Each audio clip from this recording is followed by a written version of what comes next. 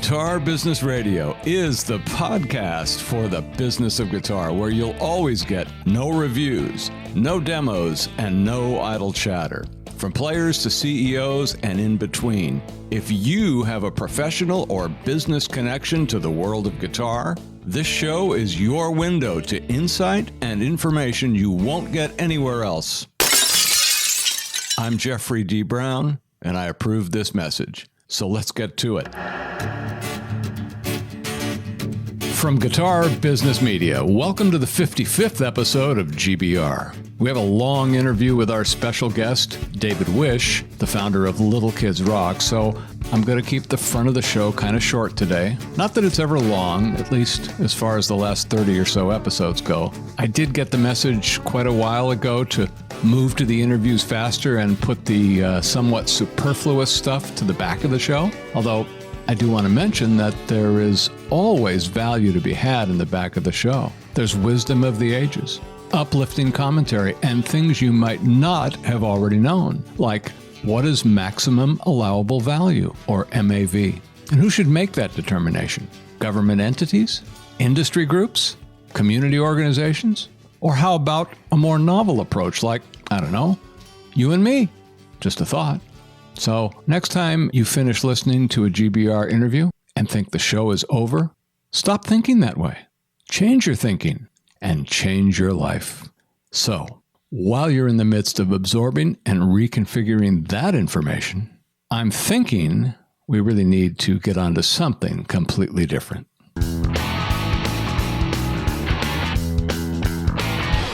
Well, my guest on GBR today is David Wish. He founded and serves as Chief Executive Officer of Little Kids Rock, a nonprofit organization that funds and runs one of the largest free instrumental music programs in U.S. public schools today.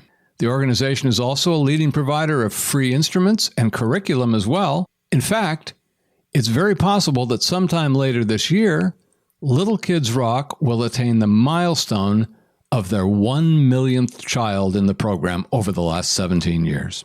It's a pretty amazing story, and we're going to hear all about it as David Wish joins us right here and right now. Hey, David, thanks so much for taking the time and for the benefit of our audience on a Sunday evening on the East Coast. You're on the East Coast, I'm on the West Coast, but grateful that we were able to put this together, and welcome to GBR. Thank you, Jeff. A pleasure to be here. Awesome. Let's go ahead and start off, so if we can understand a little bit about the foundations upon which your career is built on, maybe you can tell us a bit about growing up and what were some of the significant influences that made a difference in terms of, getting you to where you are today. Everybody's got something. How about you? Well, mine traced pretty easily. The first was my father's collection of 45s, which are some of my earliest memories. And I just remember being completely transfixed by the music coming off those little records with the giant holes in the middle. And, Yeah. Remember those? I do, I'm afraid. And he had Revolution by the Beatles, and he had stuff by the Beach Boys and Little Richard and Chuck Berry. I remember, I heard Johnny B. Good. And I mean, this was the music I was weaned on, and I just fell in love and never looked back. So that was an early memory. Then, when I went to school as a child, I didn't find that same passion for music in my school music program. Yeah, I wonder why. Yeah, I mean, like it wasn't that I didn't like hot cross buns, but I guess if I'm being honest, I didn't really like hot cross buns, and I just, singing really wasn't my thing, and there was chorus, and violin really wasn't my thing. Like what I really wanted to do was to play the kind of music that moved me so much, but I couldn't find a way in. And so I struggled on a couple of different instruments. I don't think my teachers very much appreciated my participation either. Maybe they sensed, my ambivalence. So I don't know. I just figured music really wasn't for me. And I struggled in school in general. I was dyslexic. It was difficult for me early on. learning to read. They held me back in the first grade. Oh, that's common. Yeah, exactly. So I'm a first grade flunky. I was always like the smallest kid in my class and kind of a late bloomer. So anyways, I kind of, but one last thing I've got to say before I move on from sort of my early childhood is I did spend 3 years in South America with my father and family. He got a job there. And when I went down, I was, only 7 years old. I became fluent in Spanish relatively quickly, just learned it from the kids on the block. And so now, getting on to like sort of where I went next, I'd heard that it was nearly impossible to learn to play the guitar. Like it would take as long as my teenage brain could even handle of thinking, which was like 3 years. And I was like, wow, who could commit to something for 3 years?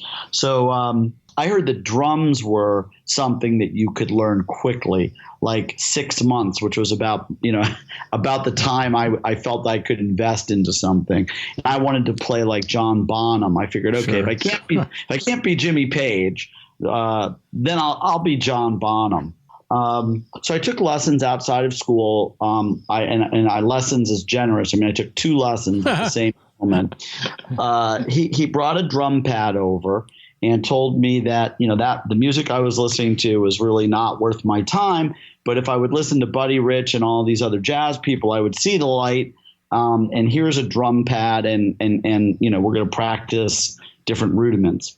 So that also turned out to not be for me. So I quit and I figured, well, I guess I'll always just love music, but I guess I don't have the patience or the internal ability to make the music I so love. And that was about what age now? I was probably a sophomore in high school. Okay. All right. Yeah. That's why I couldn't think past 6 months. That just seemed impossible. I remember. Yeah. I'll be old. I'll be 17 by then, Yeah. Places to go. Well, so then by my senior year, I was really fortunate because one of my really dear friends, a guy I'm still very close with today, Paul Brill, he was playing guitar, and I was so inspired and impressed by that. And I sort of sheepishly asked him one day if he would show me, maybe he could show me. And it turned out he could show me, showed me a few chords. And next thing I knew, I was playing, tunes by, I was playing Bad Moon Rising by Creedence and Sunday Bloody Sunday by U2 and Uncle John's Band by the Grateful Dead. And I was hooked. That was it for me. Yeah.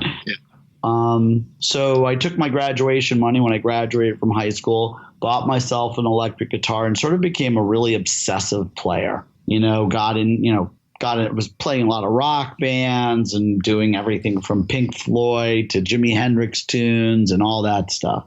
So fast forward a little bit, I get through college and I become, ironically, after being a first grade flunky, I became a first grade school teacher. Yeah, that's interesting. I didn't think about it at the time, but I mean, I do think that like I had a difficulty in school. I'd struggled academically, was bullied, I never really felt like school was about me or for me. I always felt a little bit like an interloper. So when I became a teacher, I really wanted my classes to be really all about my students. Like really, like, hey, I'm only here for your benefit. That's why we're all here. It's to serve you. And so, anyways, I became a school teacher. Back in 1992, in my first year teaching, I was teaching in East Palo Alto, a city right outside of Palo Alto. That year, which was declared the murder capital of the United States. And probably most people would not associate the words Palo Alto with that, would they? No, and a lot of people have never heard Palo Alto with the word East put in front of it. On Palo Alto, you have one of the greatest engines of wealth that humanity has ever created. Stanford, gateway to Silicon Valley, et cetera. And then on the other side of the tracks or the 101 freeway, sure, you have East Palo Alto. And when I was there, it was a city that tens of thousands of people, no bank, no supermarket, and not even a high school. And that's just an amazing fact because it's hard to imagine. I mean, how did people survive? What did they have to do and what was the significance? Not to really get derailed here, but I've never really heard that before, and that's just an amazing statistic. But what was the result of that? I mean, how inconvenient was that, and what was the result of that? Well, I mean, I think that for people who are on the bottom end of the socioeconomic spectrum everywhere, there are challenges that we, with issues that we just take for granted. Like, I mean, okay, maybe you think to yourself, well, a person who doesn't have enough money might, be hard to decide what to buy at the supermarket and economize to stretch the food out to feed the family. And that's true. But what if the only food that's within walking distance is, 7-Eleven or something like that? You're limited even further in terms of the choices that you have for healthy eating for your family. So, I mean, it's tough. It can be, poverty is no joke. And I think that that's one of the reasons I've been so drawn to working with children in low-income communities, because they have so little. And you've seen it. You've seen it and experienced it right firsthand there, huh? Yeah. And just like plants, provide a little nourishment, a little, sunshine, a little bit of nutrient, truly nutritive things. And the growth that children are capable of making is incredible, inspiring, really. I don't know another word for it. Well, I know we're going to talk a lot about Little Kids Rock, and I want you to continue on and, as we kind of run through the sequence of events that led up to that. So I'll throw it back to you. Sure. So anyways, I became a school teacher. Eventually, I got my own first grade classroom. And it was during that time that I really fell in love with teaching. It was just, I used to jump out of bed every morning. I would go to bed thinking about all the cool things we could do tomorrow. We're going to turn the room into a rainforest, and we're going to study about the animals that live there. And I got these the way paper towels come on, these little rolls of cardboard. Well, carpet come on, the carpets that we put in our rooms come on much bigger rolls. Oh, sure. I've seen those. Yeah. I've known people in the carpet business, so I've seen those things. Yeah. So I'd drive my car by, get a bunch of them, and turn them into the stalks of coconut trees, which would, and other palm trees and whatever. And next thing you knew, my room would be a forest, or I'd have a store. And anyways, one day, one of my crazy, where, everything was for sale, and we were learning math through this fictitious commerce that we would set up where, if you wanted your pencil, you had to pay you had to pay for it, and you would earn by doing your schoolwork and all of these different kinds of things. Anyways, one day I had a crazy idea because I was really bummed out that there was no music at my school. It's like, well, I'll just teach the kids to play guitar. Like, why not? I could do that. I just need guitars. I've got me. Someone showed me how to play guitar. I've been learning guitar now for, 10 years. Why not?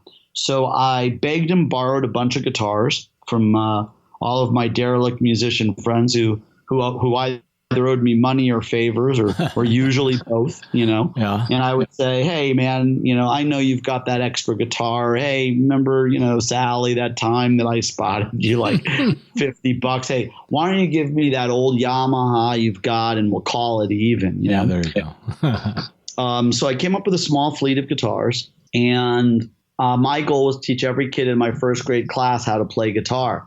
And so the first day of my very first class, it was after school, I passed out a piece of paper for each child and a pencil and a guitar. And I said, okay, look, on one side of this piece of paper, I want you to write all of like your favorite songs. Write down your favorite song. And if you can't write it, talk to me. I'll help you spell it. And then on the other side, your favorite artists. And so, I got Ricky Martin and Selena and the Backstreet Boys. I was a bilingual school teacher, right? So all of my kids were learning English, learning to read in Spanish. And my background was in how do you most efficiently and effectively help children who don't yet speak English acquire English and develop native-like proficiency so that they can be successful in school and beyond. And I did not know that was going to take shape in a new and interesting way in my own teaching, because once I started teaching the kids to play guitar, I noticed that a lot of what I was doing to teach them English, I was just doing with guitar as well. So, for example, I was just talking with kids quite a bit. We would have conversations. They were allowed to participate. I wasn't correcting or directing a lot. I was more just encouraging the production of speech. And with music, it was sort of the same thing. I wasn't diving deep into theory or reading. It was more like, no, put your fingers here. Okay, these are called chords. All right, we're going to play a couple chords. Anyways, what wound up happening was the kids in my class started advancing really quickly, playing songs that they knew and loved. Bitty Bitty Bum Bum by Selena, or, I can't even remember, all the Oye Como Va by Carlos Santana, Now, let me just interject real quick here. Sure. These were first graders, right? Yeah, 6 and 7 years old, okay. So very young. And you said you wanted to teach all of your students guitar. Did you, in fact, do that? I mean, did you get all of the students to participate, or something less than that? The truth is, I got all of them who said they wanted to play. And of my 32 children, 27 wanted to play. Well, that's almost all. So that's pretty significant. I had a couple that weren't interested, but that didn't really let me off the hook, because what started happening is my kids started playing, concerts at school, and they'd have their guitars out at recess. And so the second graders got interested, so I was so there was plenty of kids who wanted to be in this music class. And that only got more and more so. Like the kids started writing their own songs. Wow. And it just blew me away, and they were really like amazing songs. And so I started recording them, and we would sell the CDs as fundraisers to buy more instruments. So then I could start a class for the second graders, and then the third graders, and then the fourth graders. And it got to the point where I was teaching a guitar class every day before school, every day after school, during my lunch hour even. Wow. And then I had to start turning kids away, which just seemed really unfair, because I was supposed to be like, Mr. Of course you can play, and I'll show you totally. And suddenly I'm the one who has to say, well, there's no room in music class for you. So that felt wrong. And I started reaching out to other teachers that I knew and saying, hey, look, I can give you instruments. I can, teachers that I knew could play a little. I can give you guitars. I can give you my curriculum. All you have to do is put a little time in, and I'll train you and everything. And then you could run your own class. And so I trained a couple of teachers, and lo and behold, suddenly it wasn't just this one weird teacher teaching guitar. It was him and the other teachers that he showed how to do that. And the program grew even bigger. And this was still in one school only, or? Only in one school. Mm-hmm. Yeah, just in Haas Elementary School. And then the CDs that we were selling started to get played on the local radio station. And one gentleman in particular, Peter Finch, who's a dear friend still to this day, I didn't know him then. He got his hands on one of the CDs, and he did a whole news story about it. And it was, big radio station in the Bay Area, KFOG. He had this news section called the Fog Files. And from there, 3 local musicians got involved: Carlos Santana, Bonnie Raitt, and John Lee Hooker, may he rest in peace. Each in their own way got involved. Carlos bought, with his Milagro Foundation, a complete set of guitars of electric guitars for all my students. Really? I think it was 75 electric guitars. Wow. Yeah. And then Bonnie Raitt, John Lee Hooker came by the school and played with the kids and interacted with them, and that was amazing. And Bonnie Raitt got involved as well. And it started to dawn on me that this project that I had, right? It wasn't like a wasn't a not-for-profit. I was just doing it. It was a passion project. It was something I loved. I loved seeing how it impacted the kids. I loved seeing the confidence. I loved seeing the creativity. I loved seeing the camaraderie, that kind of comes from that kind, it's like every subject, every topic that we can expose our kids to has its own intrinsic, unique value, right? Sports helps really, give a spirit of competition. And if it's done right, it's a healthy competition. And, but music for me is one of those things where teamwork and cooperation in a context where everybody wins, like, hey, we're working to make this beautiful thing happen. And we're just like, everybody's going to benefit when we get there. And so I became kind of compulsive about wanting to do it more and more. But I realized that I enjoyed training and equipping the teachers just as much as I enjoyed starting a class of kids myself. But that by doing that, I could address what I thought was a terrible issue, which is children having no access to music education just seemed really unfair to me. And if I would train and equip other teachers, I could address that not just at one school, but at maybe a bunch of schools, in my area or beyond. So now you're starting to think bigger. Right. Yep. And I'm a slow learner. I've got the track record to prove that.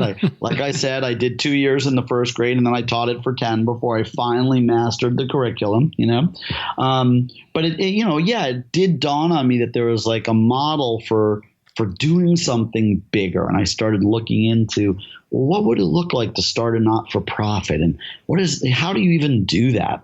And after a little while, I got the gumption up. I'm like, okay, that's what I'm going to do. I want to see if I can bring music to not just hundreds of kids, but maybe thousands of kids, And so in 2002, I founded Little Kids Rock, and I left my teaching job after, for the summer and let them know I wasn't going to be coming back, and started doing something very simple. I would find teachers at schools that wanted to bring more music to their kids, and I would equip them with the guitars and the curriculum that they needed to run a guitar class. And I showed them how do I get my kids to write songs? How do I get kids to learn to improvise and to comp and all these other things? And very quickly, the demand was just like massive. I had tons of teachers approaching, but also what also started happening is we brought in the rest of the band. Come on, we're guitar players. We are in symbiotic relationship with drummers and bass players and keyboardists. And so I started, bringing that in and incorporating that as well. Because I might have a keyboardist, that's their strength, but I would show them, okay, great, let's get you a bunch of keyboards, but you should also teach guitar. I don't really play that much guitar. That's fine. Let me show you the basics. Let me train you. And you'll leverage all of your music making skills from keyboard onto guitar and vice versa and so on.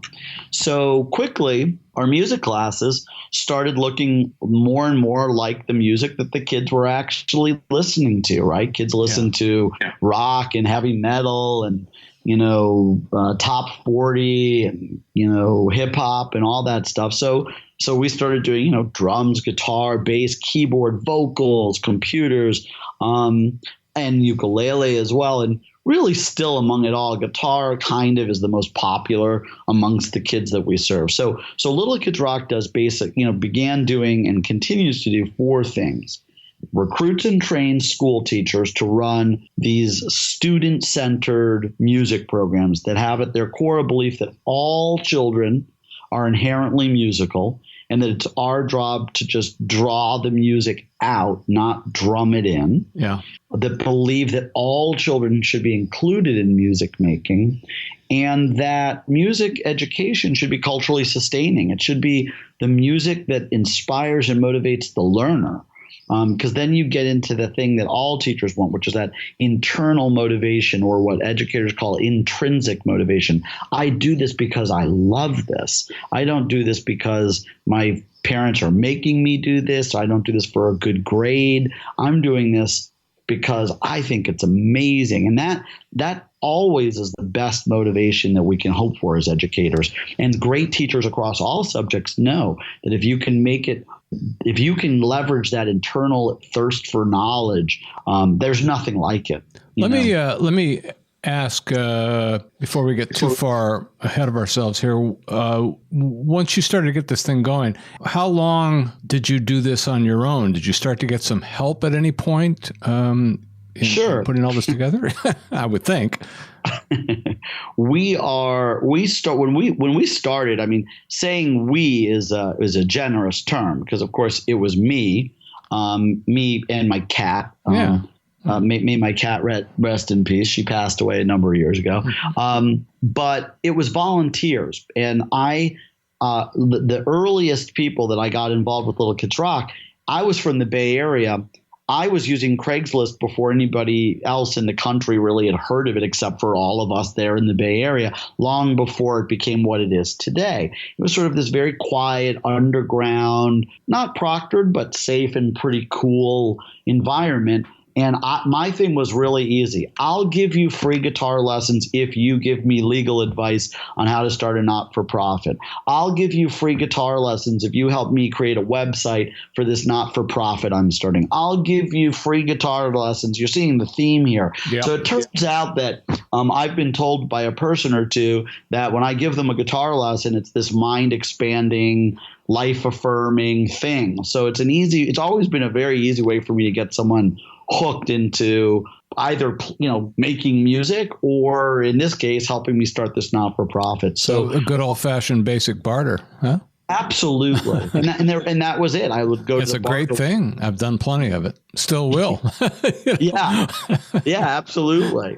So anyways, I got my initial board of directors helped me get started. We launched the not-for-profit. We had an initial budget of about $7,000, which I lucked out and got a grant from a local philanthropist. A woman named Brenda had started a new foundation called the Reach a Star Foundation, and that was it. Bought our first complement of instruments and started training and equipping teachers, and it was so grassroots. It would just be people would learn about it and they would want to get more involved. And sometimes they would become donors, or sometimes they would volunteer their time. Sometimes they would, introduce us to teachers. I started grant writing. This is a guitar audience, so I normally wouldn't mention something. By the way, I'm a dyed-in-the-wool guitar dork, so please don't take any offense. But for all the guitar dorks listening, I had heard about this thing called NAMM my whole life, my whole guitar playing life, because I was, I bought Guitar Player magazine, and every year from the NAMM show, and which was this magical place. Someone told me, no, but the NAMM thing, you can go to NAMM, and they have a foundation. And this foundation supports organizations that are trying to bring music to kids. So I called up the NAMM people. I learned about what they were doing. They said, oh, yeah, we've got a foundation. I had a wonderful talk with their director of their foundation at the time, a gentleman by the name of Rob Walker. And he's like, yeah, you'll probably want to apply next year. And I was like, well, why next year? He's like, well, the deadline for the application is 2 days from now, and it's a pretty onerous application. And I said, do you guys take FedEx?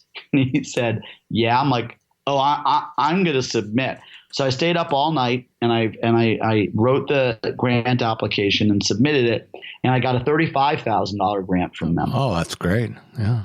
And I went to the NAMM show and I had my mind blown. And I met the merchants, I met the vendors, I met the factories, and I met the people running all of the big guitar companies that I had known about, and started buying guitars en masse for our program.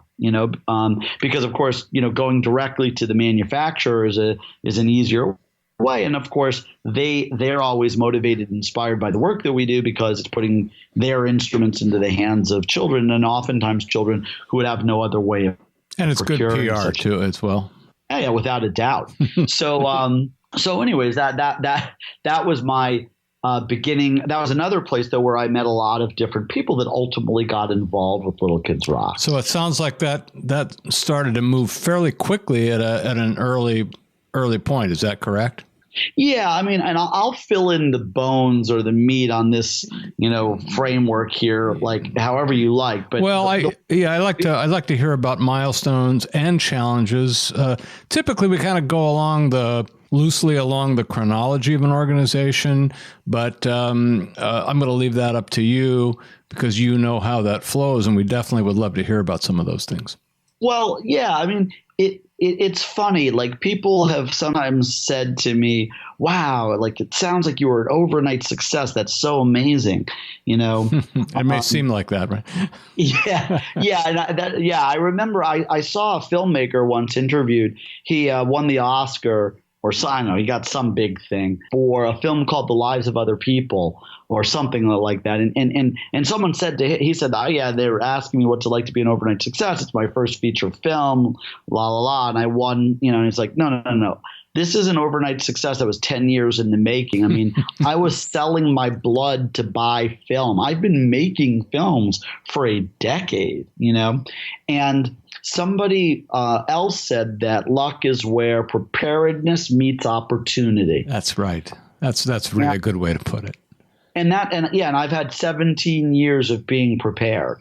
And when opportunities come, I've usually been able to make something from that. So, for example, hearing about a grant application that's due in 2 days, from a company that wants nothing more than to put music in the hands of kids, well, I'm in, and I'm not in part way. I'm all the way in. Yeah. So in any event, our first year was successful by my measurement standards. Then we had 0 employees. Our operating budget for the year was the $7,000 we got from the Reach a Star Foundation and $35,000 from the NAM Foundation and another grant from the Dodge Foundation, and cobbled together about $73,000, almost all of which went into buying instruments, training teachers, creating a little bit of curriculum, and then the next year that doubled.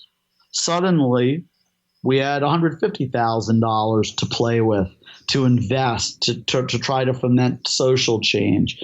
And I experimented with my first and earliest, part-time employees, and then by the end of the year, I had a full-time employee, not me. I wasn't drawing a salary yet. I'm kind of a classic entrepreneur. Like I wanted to build it, and whatever. I'm actually also a social entrepreneur, so not for profit. Just like I didn't go into teaching for the money, you don't go into running a not for profit for the money. I mean, of course, you need to make a living, but no one becomes a teacher to become rich, or no sane person would do that. Yeah. But the things that we were providing our teachers started to make a major difference in the schools that we were providing them with. And we provide our teachers basically with 4 things. Training, because a lot of times they don't know how to offer this kind of musical instruction. I don't play rock and roll. I never learned to play rock and roll. How am I going to teach my kids to do that? Or top 40. Don't worry. We got you covered. We'll train you and show you how. Okay, but what curriculum will I use? Don't worry. We got that too. Okay, but I need instruments. Well, we'll give you those as well. And we'll also network you with all of the other teachers that are doing what you're doing, so you can learn from one another. So those 4 things started to really transform school culture and student outcomes in a lot of the schools that we're working in, and word started to spread. Let me quickly ask you, what kind of a commitment did you feel like you needed to get in return to go forward with that? That's an excellent question. So we basically had a contract with each school. We still do to this day, that the principal, the top executive of the school, had to sign saying, I understand that, Maria or Bob or whoever is, my teacher. They're going to do this music class.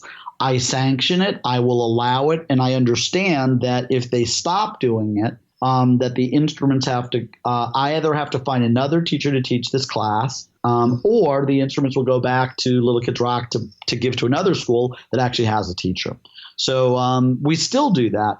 But I mean, things have changed in many ways. But still that basic contract is there, that the entire school understands that this is an asset it's not just free instruments, it's an actual program. And to get the instruments, you have to consent to run the program. And the teacher has to consent to run at least a few hours of instruction every week for students. Some do quite a bit more than that. Some don't. It just depends. Do they have some leeway in sort of customizing the program for their particular situation? Yeah, we have two primary programs. One is where we work with music teachers that are looking to bring in kids that they can't reach with existing music. So they might have a marching band, but they know they're not reaching all the kids, and they really want to reach those kids that are not showing up for their music classes. Because your listeners may not know this, but when there are music programs, there's two big problems that face music programs today. One is a lack of funding. That one has a pretty easy answer, right? Well, fund it, then that problem goes away. And I know that sounds very simplistic, but I'm sorry. We live in a country with a lot of resources, and if we would prioritize the arts, they would be broadly available to all of our kids. And in a lot of schools, we do. But the other problem is a lot of times that even when there are music programs, they lack accessibility or relevance for a lot of kids. So at the elementary level, you have mandatory music education. Everybody has to take it. But by the time you get to middle school and high school, it's elective. Kids have to want to take it. And by that time, a lot of kids decide the way that I did, I don't want to do that. And it's not necessarily because they don't like music, but it's because maybe the way music's being taught or the music that's being taught doesn't move them. And that's really what Little Kids Rock has addressed from day one. It's one of our unique competencies. So you want to get the instruments from us, you have to commit to running one of these youth-centered music programs. And you can either do it as an after-school activity, which might be an hour or two a week, or if you're a music teacher, you have to incorporate it during the regular school day.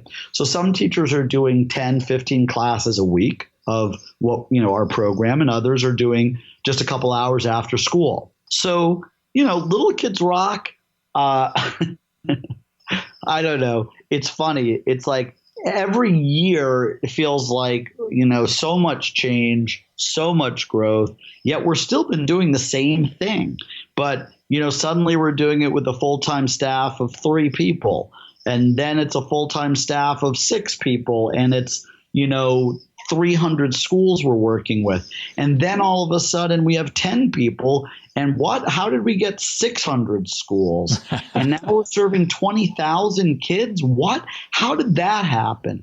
And now, we're on the Dr. Phil show, and he's giving us $500,000. And we're going to try to serve 100,000 kids? Really? 100,000 students? How is that possible? But of course, when I look back every step of the way, it makes sense. And it's incremental too, isn't it? Yeah. And there's no shortcuts, it's funny. One of the people who, I'm going to look up this quote right now just because it's such a great one. Yeah. So one of the people who gave us that original grant from NAM was a guy named Eric Abel, who sent me one of the nicest emails I've ever gotten. I've saved it. I printed it out. And he basically said to me, hey, look, I've been watching you grow Little Kids Rock for 15 years now. And you remind me of one of my favorite quotes from a not often quoted president of ours, Calvin Coolidge, who had this to say about success and achieving your goals and your dreams. And the quote goes as follows: nothing in this world can take the place of persistence. Talent will not. Nothing is more common than unsuccessful people with talent. Genius will not. Unrewarded genius is almost a proverb. Education will not. The world is full of educated derelicts. Persistence and determination alone are omnipotent. That's so correct. I couldn't agree with you more. Yeah, and for me, I feel it's been my greatest suit. And why am I persistent and determined? Because the stakes are so high. because we have an entire generation of children in this country right now being prepared for a future that is anything but standardized and predictable. And I can think of no greater asset to put in their hands than anything that will leverage their inherent and innate creativity, their inherent and their innate ability. So again, when I look at like people say that the future of the world lies in our children's hands. That's true. But the full future of the world lies in our children's hands, but also their creativity. And if we have to prioritize subjects and approaches in education that leverage children's innate curiosity, innate creativity, I'm not going to get into a giant debate about standardized testing and et cetera, but I will show my hand a little and say that you don't prepare for a non-standard future with standardized tests. Will we solve, whatever crisis? What's the solution to environmental degradation? Is it A, try to do this? Is it B? I mean, that's just not the way life manifests. That's not the way progress works. Progress is made by big dreamers, big thinkers, big picture people who are creative and who aren't afraid to make mistakes and try things. And that's messy. And that's the arts. That's getting your hands in the finger paints. That's getting your hands on the guitars. That's, cranking up your amplifier and seeing what does this knob do? What does that button? Whoa, okay. Yeah. I like that, And so it makes it very easy for me to be persistent because I feel like literally the future of our planet and our species depends on what are we giving our children. Yeah. It's not about, like I heard a great saying today, like you never see a hearse with a U-Haul behind it. I don't think I've heard that before. One of the things I wanted to ask you was, I've got a couple things anyway, that you have been able to attract quite a few high profile, well-known individuals to work with you, help you, support it, that sort of thing. How much has that contributed to the growth of the organization? I'd say, fairly significantly. There's a reason why all of these big corporations pay artists to drink their drinks and use their soaps or do whatever, right? And in that relationship, we get it. Okay, you're being paid, and so I want to be like you, so I'm gonna maybe subconsciously buy that car, use that product. And what is it that attracts artists to those things? I mean, usually, their financial well-being. Mm-hmm. But that's not the case for the work we do. For the work we do, I mean, the artists that we work with, they feel the mission with their entire selves because they remember what it was like when somebody put the gift of music in their hands, in their lives. And it's very personal. I've had long conversations with a lot of our different artist friends who talk about so Liberty DeVito is one great example. Liberty was Billy Joel's drummer for 30 years. And he was told by his school music teacher to hang up his stick. He couldn't play the buzz roll for the Star Spangled Banner. And his teacher got frustrated with him and said, DeVito, hang up the sticks. You're never going to do anything with the drums. Well, Liberty DeVito went on to become one of the most recorded drummers in history on albums that sold around the world in the many millions. And I don't know what happened to that music teacher, but I hope he stopped saying such mean things to his students. Yeah, it's a great example. Great example.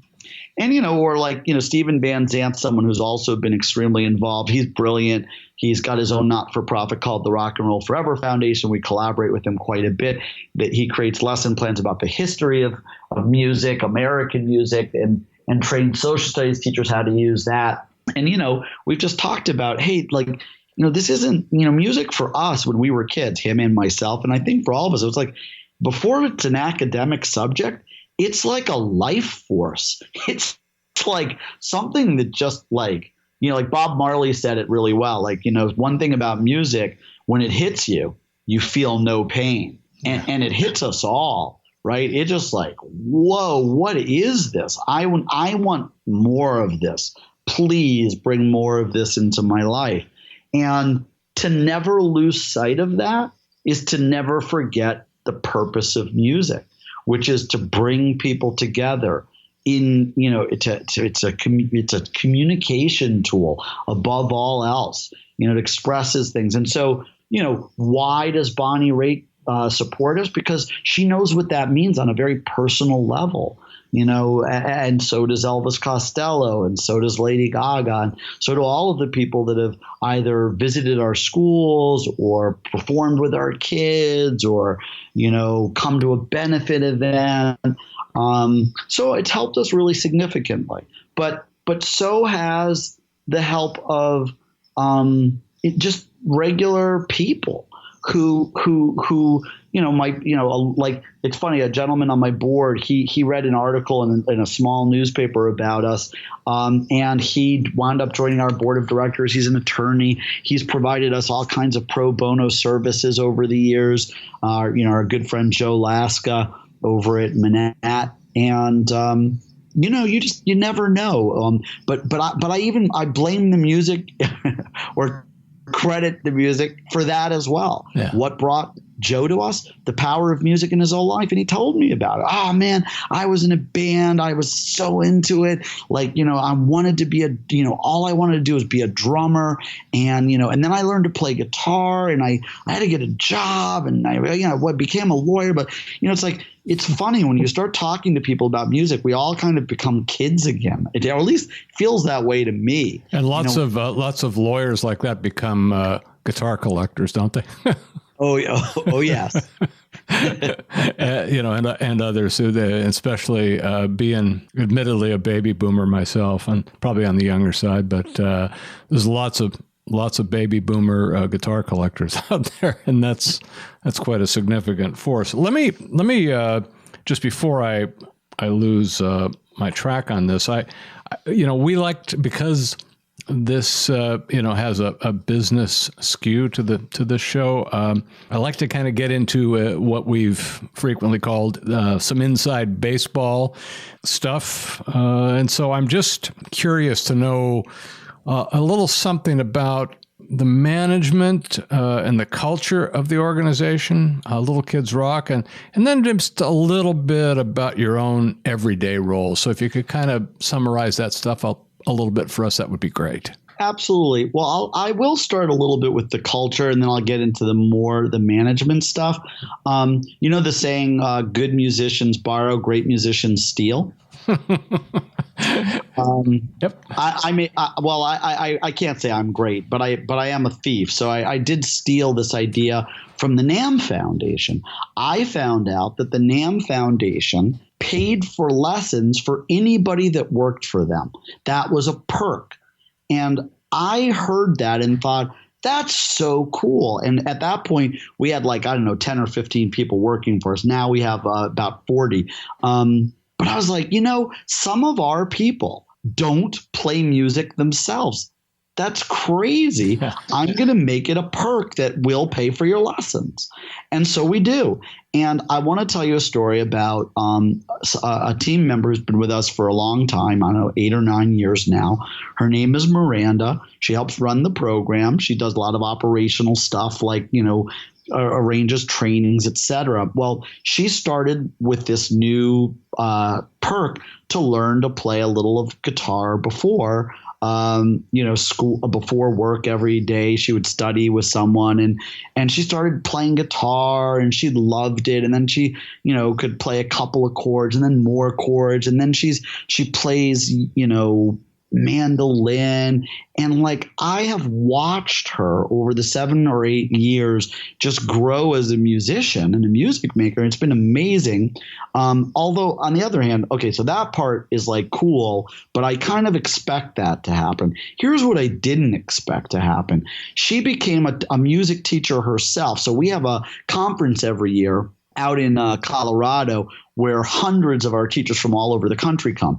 And she delivered training to our teachers there and on how to play lead guitar. And I saw this woman come up to her after class, and she was crying tears of joy. She's like, Miranda, you've changed my life.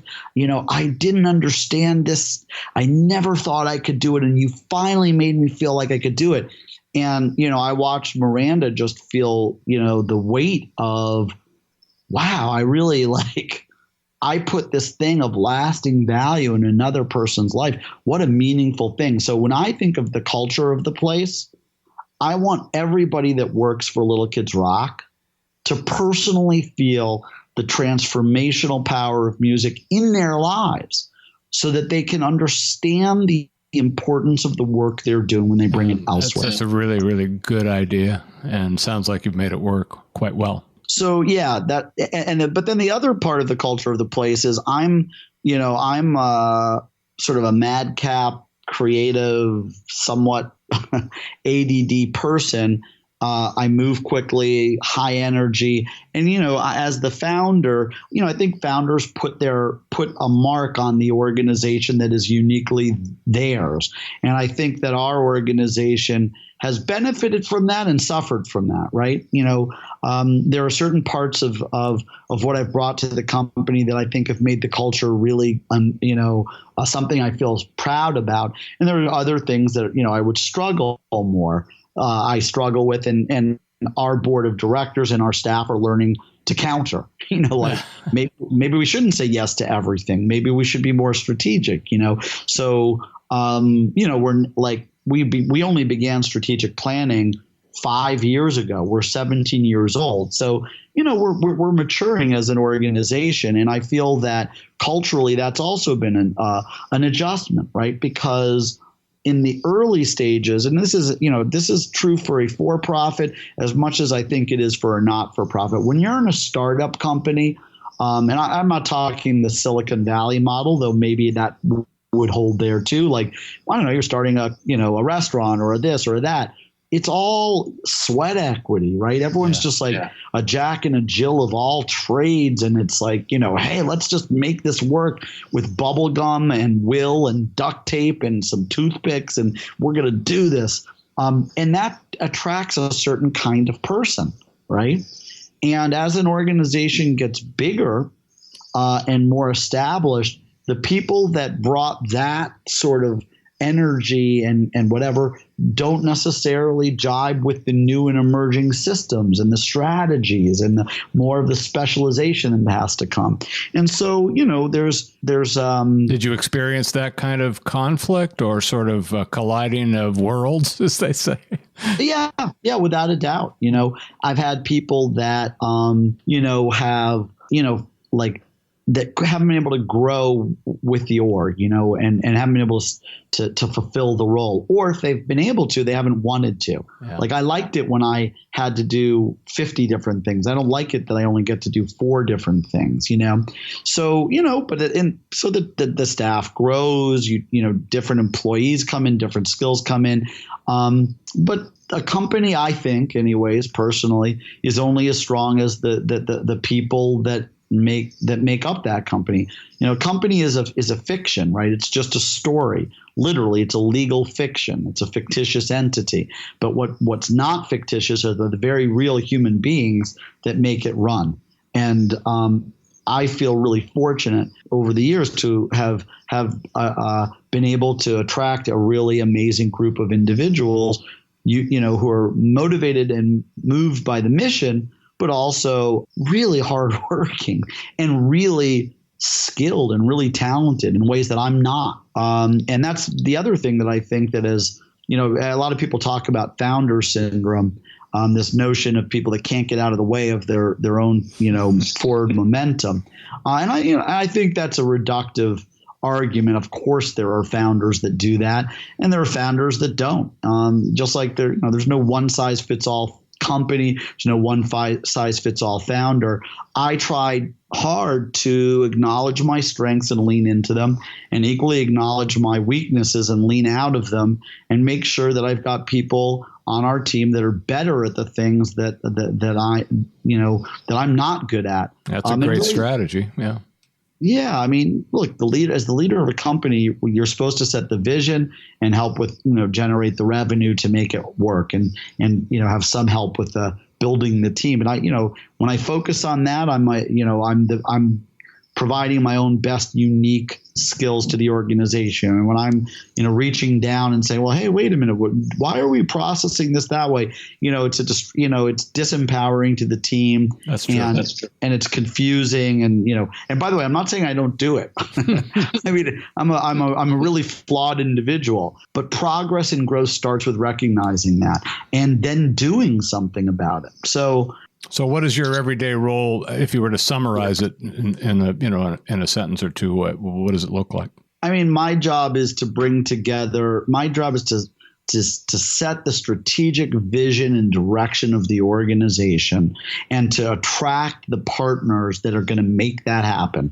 Above anything else, that's what I'm supposed to be doing. So, a good recent example is, we have a wonderful partnership with Pandora, and speaking with Roger, who's the CEO over there, about the future of music and music consumption. What would that mean for music education? And our companies are so aligned, right? Because Pandora is all about, oh, you like this? Maybe you'd like that. I remember in the earliest day, I was one of the first early adopters of Pandora, and it was that's a long time ago. I don't know when that was, but it must be 10, 12 years, maybe more. I don't know. But I remember that when they first started with the Music Genome Project or whatever it was. Yeah. You remember that? I do. I was also an early adopter and loved it because it was all about helping me enjoy the greatest amount of music in the shortest amount of time. But they discouraged you from skipping ahead. They would let you do it a few times, but then they would discourage you. Yeah, I think that they've continued. They've gotten past. Everybody's kind of gotten past that now, but that was what it was like in those days. We want you to really learn about and experience all this other music that you might miss if you skip over it. So exactly. Well, so my day to day is dealing with the individuals that are gonna so this year. I'm though it surprises nobody as much as me to say it, we're going to reach our 1 millionth student. Is that right? Really?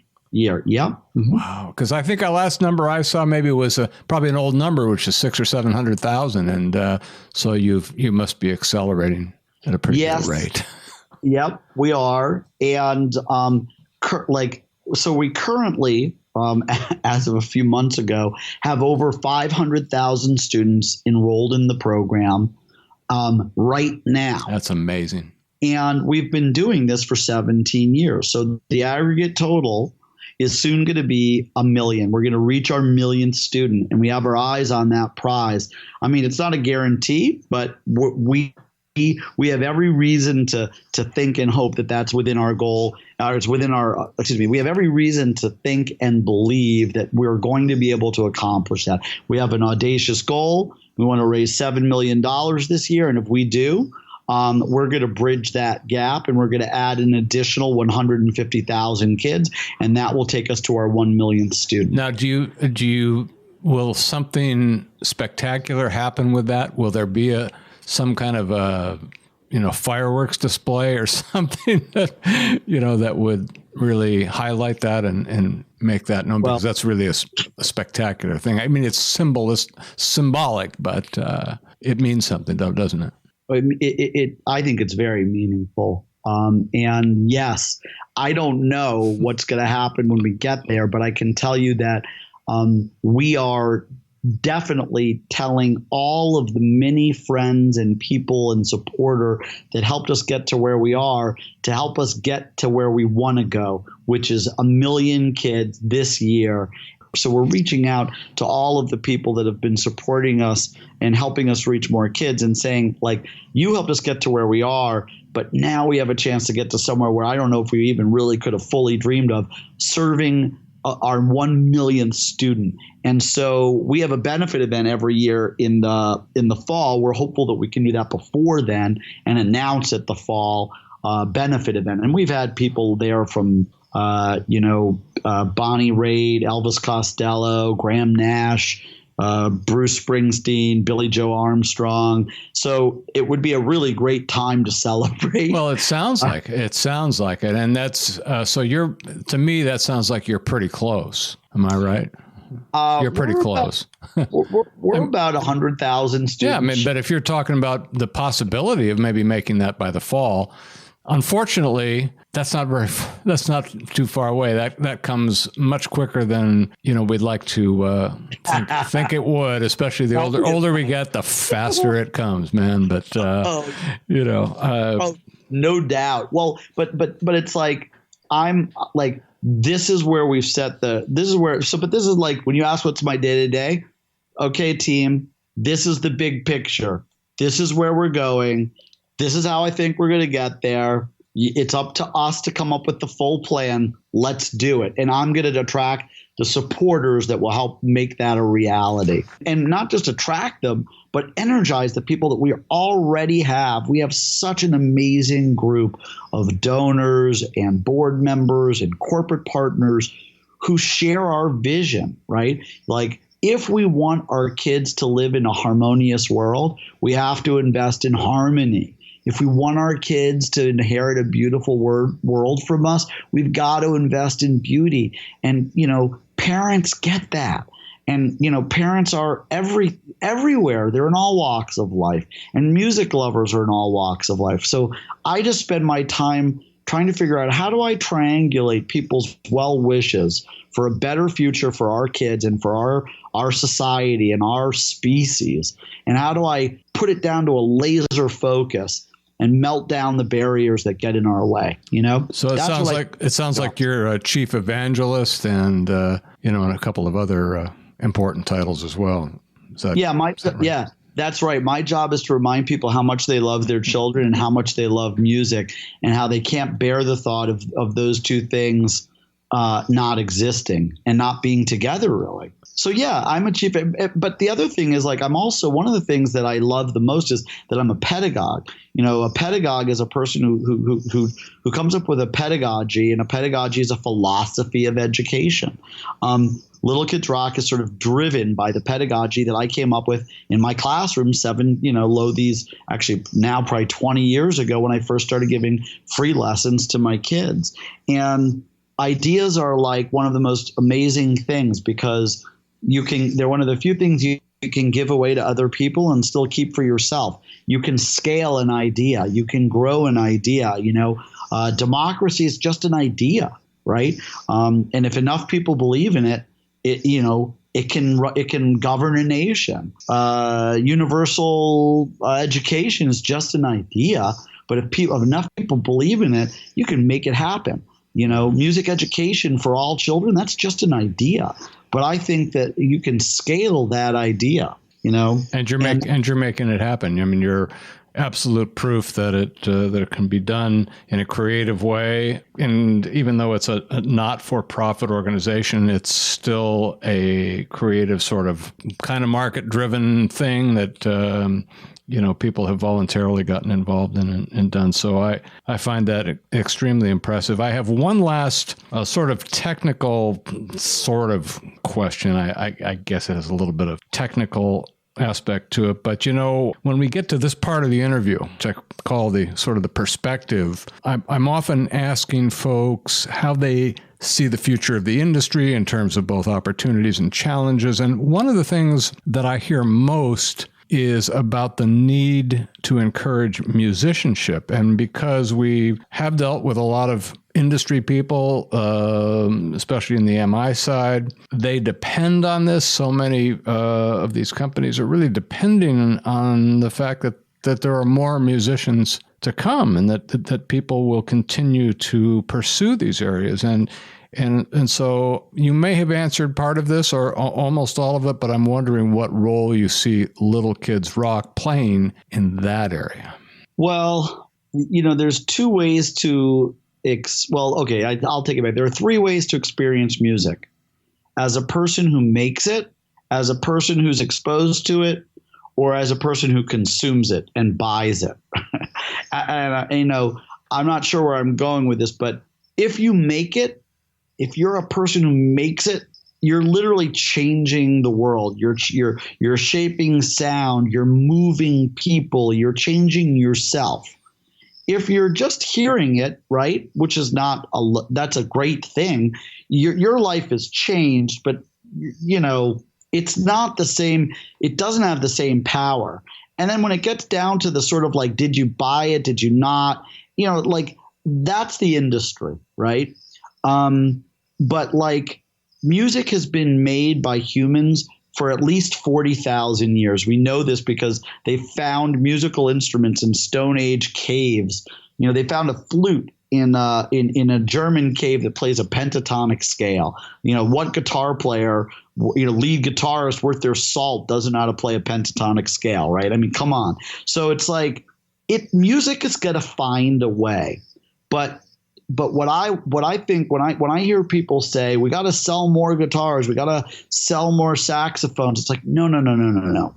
You got to make sure that more people are making music, and there's no wrong or right way to do it. If they want to do EDM, don't cry about it. Don't think that that's going to stop you from selling guitars. You're wrong. Encourage that, because once you're making the music yourself, you will never listen to it the same way again. You will be more open to other music because you hear it differently. So to me, I would be careful with the term. I don't think of the word musicianship because that involves some sort of a judgment, right? Is it good musicianship? Is it poor musicianship? I look at it as music making. Are people making lots of music or are they not making lots of music? And if they're not, we have a problem. And if they are, we're lucky. Yeah. And I'll drill down on this point just a little bit. I hope your audience will find this useful. A lot of times I ask people, hey man, are you a musician? And they say, no, I'm not a musician. I mean, I play guitar a little bit and I do some coffee houses and I've written some songs, but I'm not a musician. I'm like, really? Well, that sounds like, okay, fine. Like, why are people so scared to say they're musicians? So I looked it up in Webster's Merriam-Webster Dictionary and I get it. It's because, like the definition is a person who is gifted or talented at music making or makes their living at it. I'm like, okay, so now I either have to show you my pay stubs or I've got to be willing to be the guy or gal who says, oh, I'm gifted and talented. It's a little and that's too just narrow. and it feels so like self-serving. Mm-hmm. So I'm like, well, I don't care about creating future musicians then because I don't care if people become professional or not. That's not interesting to me. But I want them all to make music, to be music makers. And I define a music maker as a person who makes music, especially for their own enjoyment or the enjoyment of other people. And that's what the public schools in this country should be trying to do at scale. And I want to tell you something that I find infinitely inspiring and motivating, which is the term music maker. Some of your audience may have seen the film Willy Wonka and the Charlie and the Chocolate Factory and the old version with Willy Wonka. And at a certain point, he says, we are the music makers and we are the dreamers of dreams. Well, that comes from a poem called Ode by a guy named Arthur O'Shaughnessy. And I'll recite the first stanza, which is very short. It goes, we are the music makers and we are the dreamers of dreams. Wandering by lone sea breakers and sitting by desolate streams, world losers and world forsakers on whom the pale moon gleams. Yet we are the movers and shakers of the world forever it seems. And that term, music makers, appears for the first time in this poem. So when someone tries to tell you that the movers and shakers are on Wall Street, or they're the captains of industry, they've co-opted that term because a music maker and a mover and shaker are synonymous in the eyes of the man who birthed the phrase. Mover and shaker. You want to move and shake the world? Make music because that changed the world since time immemorial. That's a great way to put it. And I think that really just puts a great cap on a wonderful interview. And, we've gone a little bit over, but absolutely worth it. And I'm so grateful to have had you on the show to share all this information. And I'm excited to get it out there and allow so many other people to hear the story, because it's absolutely worthwhile. And I hope that, we'll be able to chat some more, and that we can help in some way, to contribute some small thing that makes it even a little bit better. So I do appreciate and want to thank you for taking the time, David, to come on the show with us. Well, it's my pleasure, Jeff, and I hope that you and your listeners will feel free to reach out to Little Kids Rock at any time to learn more, get involved. We have a website, littlekidsrock.org. Of course, you can check that out. And it's just, I love what you do. That's good to hear once in a while.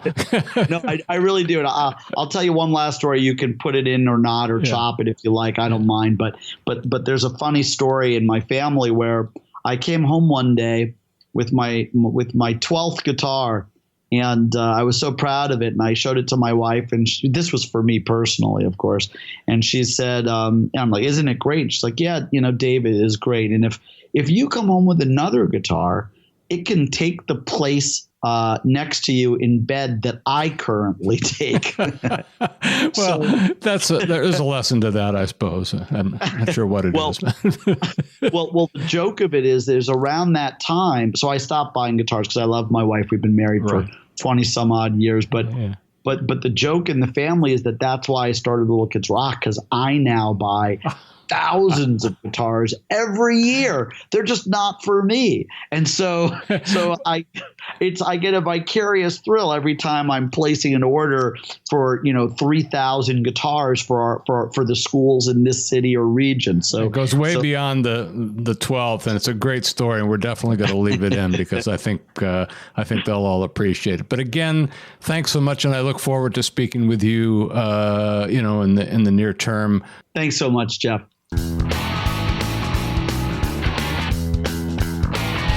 So what did you think of the interview with David Wish? We always want to hear from you. You can do that easily through the official episode page on our website at guitarbusinessradio.com, or on Facebook and Twitter at Guitar Business, or email us directly at contact@guitarbusinessradio.com. And of course, if none of that works for you, well, just call us on our GBR hotline at 888-777-2404. You can do that right now if you like, or later. Operators are busy chatting amongst themselves, so call them before they become disengaged. So, it was a long interview, but never a dull moment. Dave is a passionate and energetic guy, to say the least. And it was a pleasure to listen to a success story that just seems to get better and better. And I have to tell you, there was a lot there. A lot to take away. But I think the thing that stuck with me the most, and still does, was his discussion toward the end of the interview about persistence. And I've heard this stuff before, but I don't think that it ever impacted me as much as it did this time. But it's so true. Persistence is just about everything when you're trying to reach a particular destination. And I talk a lot about destinations here and other places. I used to think a lot about all the destinations I never reached because I gave up on them too soon. Now, for sure, there are some roads that we have to abandon for good reason, and at times it may be hard to make the distinction. But I'm quite sure that had I decided to continue a particular pursuit that I loved and was fairly good at, maybe under other circumstances that I didn't see at the time, well, things might have turned out a little differently. But I don't think that way anymore. I changed my thinking. And my life changed. And now I've been on this path and variations thereof for almost 12 years now. And one way or another, through hell and high water, as they say, I've stayed with it. At an earlier time in my life, I might have walked away and back into something that was a little safer and regular. And I would have paid the price just as before. More secure, but much less happy. Much less fulfilled. But these 12 years have not been easy. There hasn't been much security. There's been a lot of uncertainty. And frankly, there were plenty of times where, even with my advanced state of thinking, in my opinion, of course, I've had moments of doubt. Why is this taking so long? Why am I not there yet? And yet, I always found my way back to center and knew that I simply had to do what I needed to do to keep going. The reason I was struck by David's comments was that it hit home with me. When I started this podcast over a year ago, I had no idea what it was going to take or how it would evolve. I just knew it was something I had to do for many reasons and that it would have a positive effect that would probably only be revealed sometime in the future when I wasn't expecting it. And like I've said before, for me, there's a lot that goes into creating this show every week, more than I expected, believe me. But I also love doing it more than I expected, and somehow I've managed to produce 55 episodes, many times not knowing how, but knowing that something inside of me did. So I've stuck with it. I've been persistent, and I didn't really realize that until now. So finally, some of the positive effects have begun to be revealed to me. We spun off a new podcast, GBR Focus, that looks really promising. Our PR and marketing business, Guitar PR, is expanding, and we're connected with more people in the business than ever. None of this would have happened with the old way of thinking. I might have walked in favor of a paycheck somewhere, and the same cycle would have repeated itself. Thankfully, I thought differently. So if you're thinking about persistence in your own life or business, stay positive.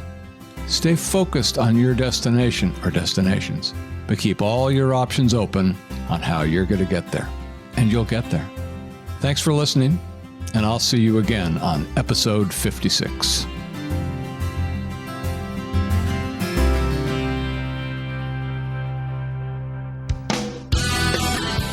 And that's it for this episode of Guitar Business Radio. Thanks for being with us. You can stay tuned and stay in touch at guitarbusinessradio.com.